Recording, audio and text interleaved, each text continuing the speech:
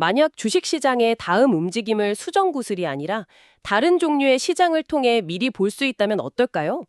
오늘 당신이 보내주신 자료들은 바로 그런 조금은 섬뜩하기까지 한 가능성에 대한 이야기입니다. 그렇죠. 단순히 미래를 맞히는 걸 넘어서 예측 자체가 미래를 만들어버리는 현상에 대한 거죠. 맞습니다. 보통 우리는 예측이란 게 그냥 뭐랄까 안개 속 미래를 어렴풋이 비춰보는 선전등 같은 거라고 생각하잖아요. 네, 그렇죠. 그런데 오늘 자료들이 말하는 건 그 손전등 불빛을 본 사람들이 모두 한 방향으로 막 달려가기 시작하면서 없던 길을 만들어버리는 현상에 가깝습니다. 사회학 교과서에나 있던 자기실현적 예언이라는 개념이 이제는 금융시장에서 거의 알고리즘의 속도로 실시간 구현되고 있는 거죠.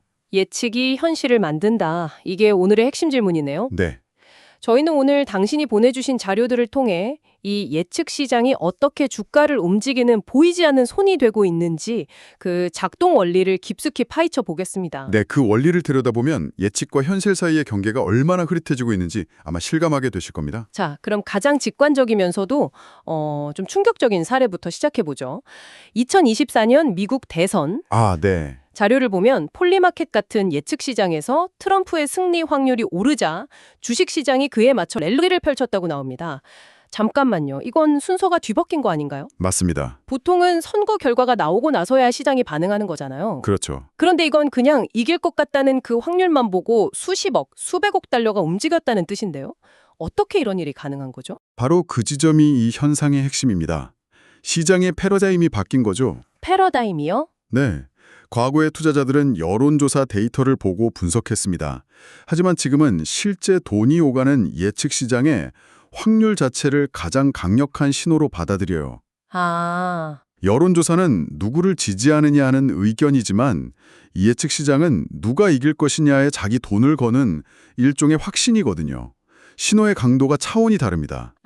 그냥 좋아요 누르는 거란 내 전 재산을 거는 것만큼의 차이다. 이런 말씀이시군요. 정확합니다. 상상해보세요.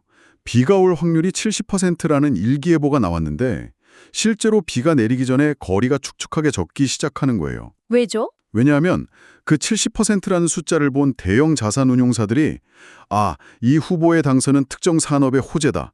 이런 믿음, 그러니까 감세나 규제 완화 기대감을 가지고 선제적으로 움직이기 시작하는 거죠. 아하. 당선이 확실시되면 늦는다. 확률이 현실이 되기 전에 먼저 사자는 심리가 작동하는 겁니다. 일종의 눈치 게임이군요. 가장 먼저 움직이는 사람이 이기는. 네, 그러니까 예측 시장이 트럼프가 이길 것이라는 신호를 보내면 월가의 펀드 매니저들은 그럼 친환경주보다는 전통 에너지주를 사야겠네? 라고 해석하고 즉각 행동에 나선다는 거네요. 맞습니다.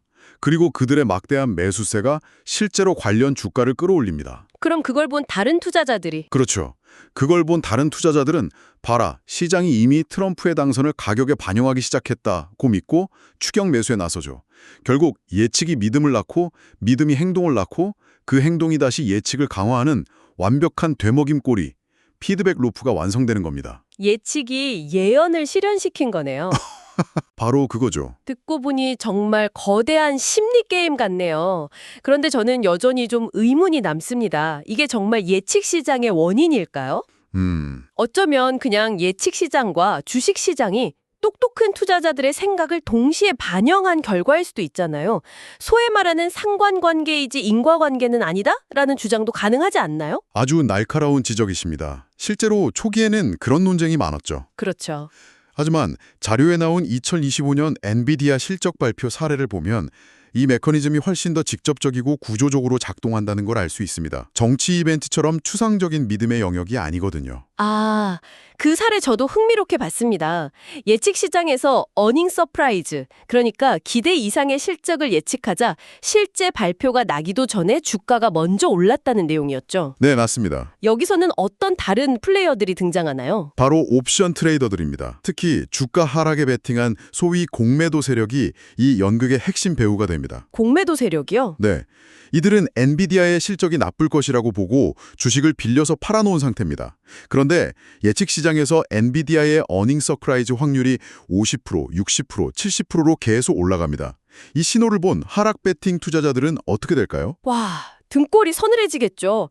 실제로 실적이 좋게 나오면 어마어마한 손실을 볼 테니까요. 말 그대로 파산할 수도 있는 거잖아요. 바로 그 공포가 행동의 방아쇠가 됩니다. 그들은 예상되는 최악의 시나리오를 피하기 위해 서둘러 자신들의 포지션을 청산해야만 해요. 포지션을 청산한다. 네, 주가 하락에 걸었던 돈을 걷어들이려면 어떻게 해야 할까요?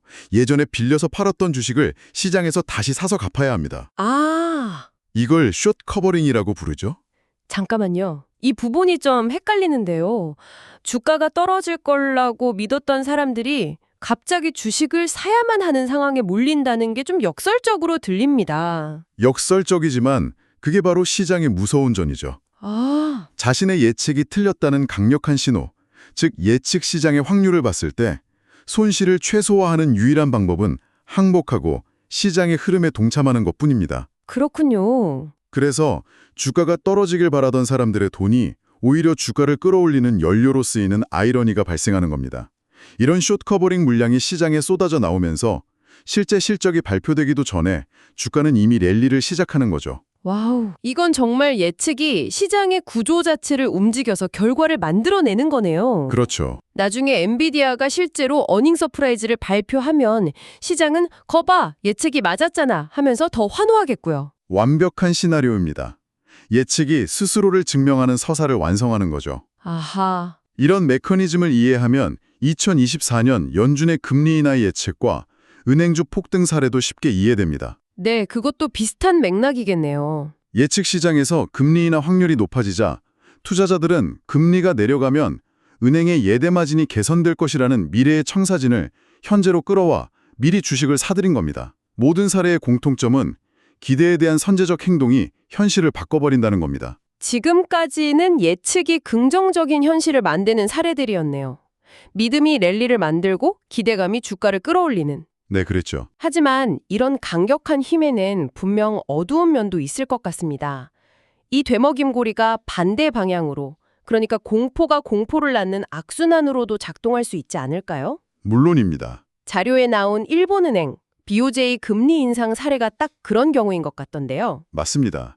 이 현상의 양면성을 보여주는 아주 교과서적인 사례죠. 어떤 식으로 작용했나요? 수십 년간 제로금리를 유지하던 일본이 금리를 올릴 것이라는 예측이 고개를 들기 시작합니다. 처음엔 다들 무시했죠. 하지만 예측 시장에서 그 확률이 스멀스멀 올라가 50%에 가까워지자 시장에 숨어있던 거대한 괴물이 깨어납니다. 괴물이요? 네, 바로 엔캐리 트레이드 자금입니다. 아, 엔캐리 트레이드. 금리가 거의 0에 가까운 일본 엔화를 빌려서 금리가 높은 다른 나라 자산에 투자해 그 차익을 먹는 거래 말씀이시죠? 네, 맞습니다.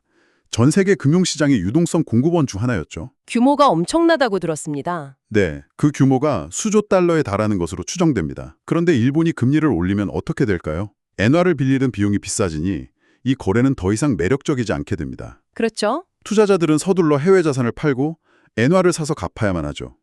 예측 시장에서 금리 인상 확률이 높아진다는 건 이 거대한 자금의 대탈출이 임박했다는 강력한 경고 등이나 마찬가지입니다. 마치 거대한 댐에 금이 가기 시작했다는 신호군요. 정확합니다. 그리고 그 신호를 가장 먼저 감지한 영리한 투자자들이 먼저 포지션을 청산하기 시작합니다. 예를 들면요? 예를 들어 한국 주식시장에서 자금을 빼내 엔화로 환전하는 거죠. 그 매도세가 주가 하락을 유발합니다. 아, 그런데 하락하는 주가는 시장의 다른 참여자들에게 더 큰 공포를 불러일으킵니다. 나도 빨리 팔지 않으면 갇히겠다는 패닉셀링을 유발하는 거죠. 악순환이네요. 네, 결국 예측 시장이 만들어낸 작은 공포의 신호가 엔캐리 트레이드 청산이라는 메커니즘을 통해 시장 전체를 뒤흔드는 거대한 눈덩이가 되어버린 겁니다. 예측이 부정적 현실을 창조한 완벽한 대칭 사례죠. 정말 놀랍네요. 긍정적이든 부정적이든 예측 시장의 확률이 시장 참여자들의 집단 행동을 이끌어내는 강력한 구심점 역할을 하고 있다는 거군요. 바로 그겁니다. 그런데 이게 그냥 몇몇 사례에서 나타난 우연의 일치일 수도 있지 않을까요? 이 연결고리가 얼마나 강력한지 보여주는 구체적인 데이터가 자료에 포함되어 있었습니다. 네, 아주 중요한 부분이죠. 이 부분을 좀 자세히 설명해 주시죠. 상관계수라는 말이 나오던데 좀 어렵더라고요. 네, 지금까지의 이야기가 그저 흥미로운 일화가 아니라 통계적으로 증명된 현상임을 보여주는 가장 중요한 대목입니다. 상관계수라는 건 쉽게 말해서 두 대상이 얼마나 똑같이 움직이는지를 보여주는 점수라고 생각하시면 됩니다. 점수요? 네, 1점이면 완벽하게 같이 움직이는 거고 마이너스 1점이면 완벽하게 반대로 움직이는 거죠. 0점이면 아무 관계도 없는 거고요. 아, 커플 댄스 같은 거네요. 1점은 완벽한 칼군무, 마이너스 1점은 한 명이 앞으로 가면 다른 한 명은 뒤로 가는 거울춤, 0점은 그냥 각자 막 춤추는 거고요. 하하, 그 비유가 훨씬 낫네요. 자, 그 관점에서 자료의 표를 보시죠. 예측 시장의 트럼프 정책 관련 확률과 테슬라, 코인베이스 주가 사이의 상관계수가 0.78점입니다. 0.78이요? 이건 그냥 같은 방에서 춤추는 수준이 아니라 두 댄서가 거의 밧줄로 묶여서 모든 동작을 따라하는 수준이라는 뜻입니다. 예측 시장이 오른쪽으로 움직이면 테슬라 주가도 거의 즉각적으로 오른쪽으로 따라 움직인다는 거죠. 0.78이면 정말 높은 수치네요. 엔비디아 사례는 더 놀랍던데요. 네, 엔비디아 실적 예측 확률과 반도체 섹터 전체의 주가 움직임 사이의 상관계수는 무려 0.82점입니다. 0.82. 와, 이건 거의 한 몸처럼 움직인다는 뜻이에요. 예측 시장의 확률 변화가 반도체 섹터의 등락을 거의 예고하는 수준에 이른 겁니다. 그렇군요. 반대로 BOJ 금리 인상 예측과 한국 수출주의 주가는 마이너스 0.71점이라는 뚜렷한 역상관 관계를 보여줍니다. 일본 금리 인상이라는 춤의 파트너가 앞으로 갈 때 한국 수출주는 정확히 뒤로 물러섰다는 거군요. 맞습니다. 일본의 금리 인상 가능성이 높아질수록 한국 수출 기업에 불리할 것이라는 시장의 논리가 데이터로 명확히 증명된 겁니다. 아, 이 숫자들은 예측 시장이 더 이상 그럴 것 같다는 추측의 영역이 아니라 특정 산업과 자산에 미치는 영향을 거의 실시간으로 계량화하는 강력한 지표가 되었음을 의미합니다. 와, 이쯤 되니 자료의 핵심 결론이 왜 그렇게 나왔는지 온몸으로 이해가 됩니다. 처음엔 좀 과격한 주장이라고 생각했거든요. 어떤 부분이요? 예측 시장은 더 이상 미래 예측이 아니라 미래를 만드는 현재의 신호라는 문장이요. 네, 그것이 오늘 우리가 나눈 모든 논의를 관통하는 핵심입니다. 예측, 즉 프레딕션이 창조, 크리에이션이 되는 지점이죠. 심지어 자료는 더 구체적인 통계까지 제시합니다. 예측 시장에서 특정 사건의 발생 확률이 60%를 넘어서면 그 사건과 연동된 주가가 실제로 그 예측 방향으로 움직일 확률이 78%에 달한다는 겁니다. 60%라는 확률이 일종의 임계점, 티핑 포인트가 되는 거군요. 네, 맞습니다. 그 선을 넘어서는 순간 대다수의 시장 참여자들이 이건 거의 일어날 일이라고 간주하고 행동에 나서면서 스스로 그 확률을 78%까지 끌어올린다는 거네요. 바로 그겁니다. 이는 우리가 더 이상 외부의 정보를 수동적으로 관철하고 분석하는 존재가 아님을 시사합니다. 우리는 집단적 믿음과 그에 따른 행동을 통해 우리가 관찰하는 바로 그 현실을 능동적으로 만들어가고 있는 겁니다. 아, 처음에 엄습했던 자기실현적 예언이라는 개념이 더 이상 추상적인 사회학 이론이 아니라 금융시장에서 매일같이 데이터로 증명되는 현실이 된 셈이죠. 정리해보면 우리는 오늘 예측 시장의 확률 변화라는 하나의 신호가 어떻게 주식시장의 랠리나 공포를 촉발하는지, 그리고 그 보이지 않는 연결고리가 상관계수라는 구체적인 데이터로 어떻게 증명되는지를 살펴봤습니다. 네, 단순한 예측 도구가 이제는 시장을 움직이는 가장 강력한 동력이 된 셈이네요. 그렇습니다. 미래를 예측하는 행위와 미래를 만드는 행위 사이의 경계가 완전히 허물어지고 있습니다. 이제 시장 참여자들은 다른 어떤 경제 지표보다도 이 예측 시장 자체의 움직임을 가장 중요한 선행지표로 삼고 분석해야 하는 시대에 살고 있는지고 모릅니다. 예측이 현실을 이끄는 시대니까요. 네, 오늘 자료는 금융시장에 초점을 맞췄습니다. 하지만 한번 상상해 보시죠. 만약 이런 예측 시장이 단순히 주가나 금리가 아니라 특정 기술의 상용화 시점, 사회적 갈등의 해결 가능성, 심지어 문화 트렌드의 향방까지 다루기 시작한다면 어떻게 될까요? 흥미로운 질문이네요. 어떤 사건의 발생 확률이 70%라는 숫자를 우리가 더 이상 단순한 예측으로 받아들이는 것이 아니라 행동의 근거가 되는 거의 확실한 미래로 받아들이기 시작할 때 우리의 현실은 또 어떻게 바뀌게 될까요?